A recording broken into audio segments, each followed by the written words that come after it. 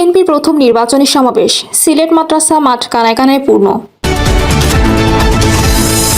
জানাবো জামায়াতে জোট ছাড়ার পর চরমনাই পীরকে হেফাজত আমিরের অভিনন্দন, কি বার্তা দিলেন তিনি। রোজার এক মাস আগেই বাজার চড়া, আমদানি বাড়লেও কমছে না নিত্যপণ্যের দাম। এবং সর্বশেষ জানাবো বাসায় গুলি করে দুর্বৃত্তদের চিরকুট, আমাদের হত্যা করতে বাধ্য করো না, স্ট্যান্ডার্ড ব্যাংকের পরিচালককে হুমকি। দর্শক শুনছিলেন সংবাদ শিরোনাম, এবার জানিয়ে দেব বিস্তারিত সংবাদ। তবে তার আগে অনুরোধ থাকবে ভিডিওটিতে একটি লাইক দিন এবং ভিডিও সম্পর্কে আপনাদের গুরুত্বপূর্ণ মতামত কমেন্ট করে জানিয়ে দিন। বিএনপির প্রথম নির্বাচনী সমাবেশ, সিলেট মাদ্রাসা মাঠ কানায় কানায় পূর্ণ। সিলেটে থেকে আনুষ্ঠানিকভাবে ত্রয়োদশ জাতীয় সংসদ নির্বাচনের প্রচারণা শুরু করেছে বিএনপি। প্রথম নির্বাচনী সমাবেশে ভাষণ দেবেন দলের চেয়ারম্যান তারেক রহমান।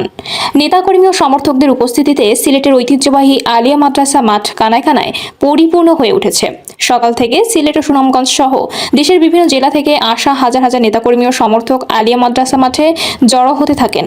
সমাবেশ শুরুর নির্ধারিত সময়ের কয়েক ঘন্টা আগেই মাঠের পাশাপাশি আশপাশের সড়কগুলোতেও বিপুল সংখ্যক নেতাকর্মীর উপস্থিতি লক্ষ্য করা গেছে। দুপুর 12টার দিকে সমাবেশে প্রধান অতিথি হিসেবে বক্তব্য রাখবেন বিএনপি চেয়ারম্যান তারেক রহমান। বিশেষ অতিথি হিসেবে বক্তব্য দেওয়ার কথা রয়েছে দলের মহাসচিব মির্জা ফখরুল ইসলাম আলমগীরের। সরেজমিনে দেখা যায় সকাল থেকেই বাস, লেগুনা ও পিকআপে করে আগত বিএনপি ও অঙ্গ সহযোগী সংগঠনের নেতাকর্মীরা খণ্ড খণ্ড মিছিল নিয়ে সমাবেশস্থলে প্রবেশ করছেন। তাদের হাতে দলীয় প্রতীক, ধানের শীষ সংবলিত প্লাকার্ড দেখা গেছে।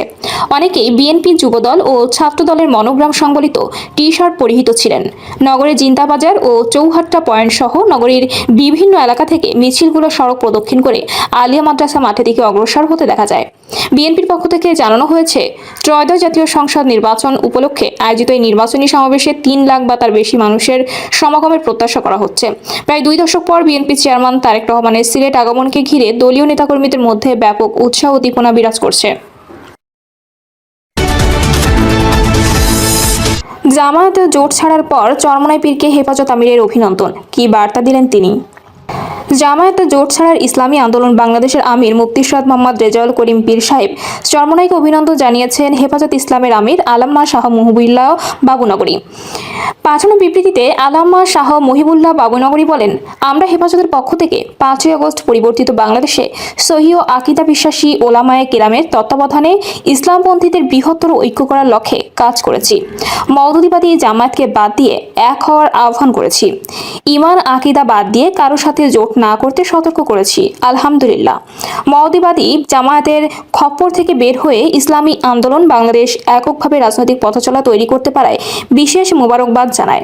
ইসলামী রাজনীতিতে হকপন্থীদের একক পথচলা খুবই প্রয়োজনীয় ছিল উল্লেখ করে হেফাজতের আমির বলেন, ইসলামপন্থী রাজনীতির জন্য এই পথচলা আগামী দিনের ভালো অবস্থা তৈরি করবে।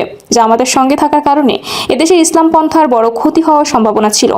পীর সাহেব চরমনাইয়ের একক পথচলা সিদ্ধান্ত সেই ক্ষতির পথ অনেকটাই বন্ধ করবে বলেই মনে করি। এই সাহসী পদক্ষেপ নিতে পারায় ইসলামী আন্দোলনের আমির এবং এই দলকে বিশেষ মোবারকবাদ জানাই। হেফাজতের বরাবরের ন্যায় আগামী নির্বাচনেও কোনো দলের পক্ষে অবস্থান নেবে না জানিয়ে তিনি বলেন, যারা নিরেট ইসলাম পন্থাকে ধারণ করে জনগণ তাদেরই ভোট দেবেন বলে আমি আশাবাদী। আগামী নির্বাচনে উলামায়ে দেওবন্দ তথা আহলে সুন্নাত ওয়াল জামাতের সব অনুসারী একই সঙ্গে পথ চলবেন বলেও আশাবাদ ব্যক্ত করেন তিনি।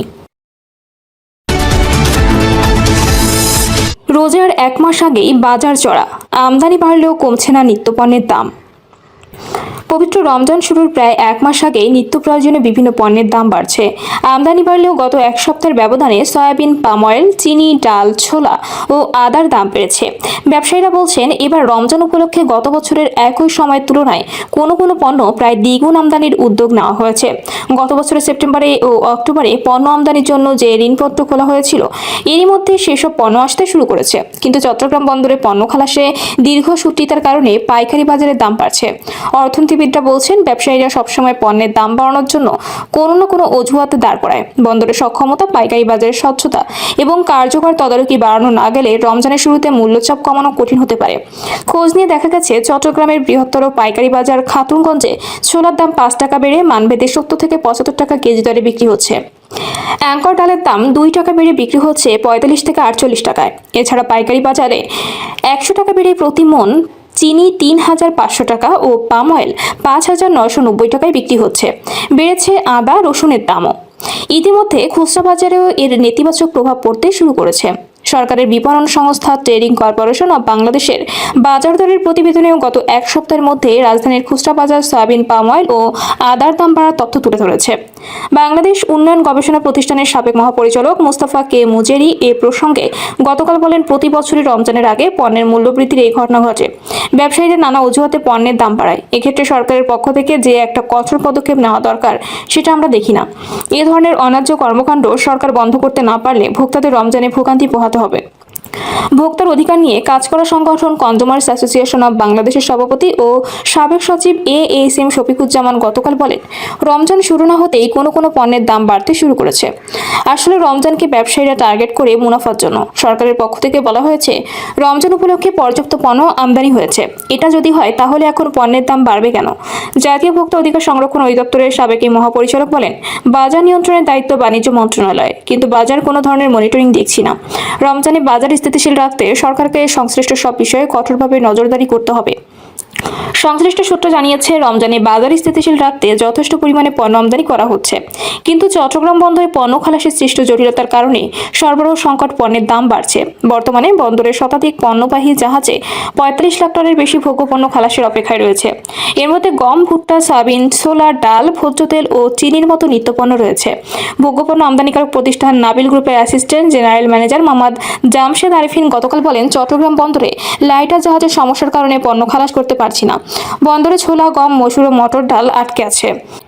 রমজান শুরু হওয়ার খুব দেরি নেই। দ্রুত এসব পণ্য খালাস করতে পারলে বাজারে পণ্যের সরবরাহ বাড়বে। বাণিজ্য মন্ত্রণালয় ও জাতীয় রাজস্ব বোর্ড সূত্র জানায়, রমজান সামনে রেখে বাজার স্থিতিশীল রাখতে সরকার একাধিক পদক্ষেপ নিয়েছে।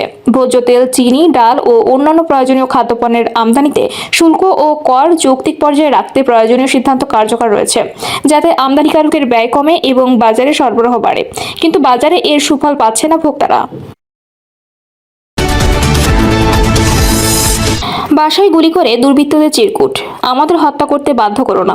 স্ট্যান্ডার্ড ব্যাংকের পরিচালককে হুমকি। রাজধানী ধানমন্ডি এলাকায় স্ট্যান্ডার্ড ব্যাংকের বোর্ড ডিরেক্টর অশোক কুমার সাহার বাসায় গুলি করেছে দুর্বৃত্তরা। এর সময় তারা একটি চিরকুট দিয়ে ব্যাংকের সভায় না যাওয়ার হুমকি দেয়। পুলিশ জানিয়েছে, চিরকুটে লেখা রয়েছে, মিস্টার অশোক, 25 তারিখ স্ট্যান্ডার্ড ব্যাংকের সভায় তুমি যাচ্ছ না। যদি যাও তাহলে তোমার ফেরার রাস্তা বন্ধ, আর যদি ফিরে আসো তাহলে তুমি নিরাপত্তাহীনতায় ভুগবে সারা জীবন। কথার বাইরে গেলে তোমার শ্রাদ্ধ খেতে আসবো আমরা। পুঁজিবাদের দোষর হয়ে আমাদের হত্যা করতে বাধ্য করো না। পরিবার সবারই আছে। তিনি জানান, এদিন বিকেলের দিকে ধানমন্ডি থানায় 9A রোডের 23 নম্বর বাসায় স্ট্যান্ডার্ড ব্যাংকের বোর্ড ডিরেক্টর অশোক কুমার সাহার বাসায় গুলির ঘটনা ঘটে। ওই বাসায় তার মেয়ে ও শ্যালক থাকেন। অশোক কুমার সাহা বর্তমানে চট্টগ্রামে থাকেন। এদিন 3টি মোটরসাইকেলে করে কয়েকজন যুবক ওই বাসার সামনে আসেন। পরে 3 যুবক বাসায় গিয়ে অশোক কুমার সাহাকে খোঁজাখুঁজি করে। এ সময় তারা স্ট্যান্ডার্ড ব্যাংকের মিটিংয়ের অশোক কুমার সাহাকে না যাওয়ার জন্য ওই বাসার সিকিউরিটি সদস্যকে জানায় এবং একটি চিরকুট দিয়ে যায়। এছাড়া সিসিটিভি ফুটেজে যাতে তাদের দেখা না যায় সেজন্য যাওয়ার সময় ওই বাসার সিসিটিভি ক্যামেরা ডিভাইস খুলে নিয়ে যায়।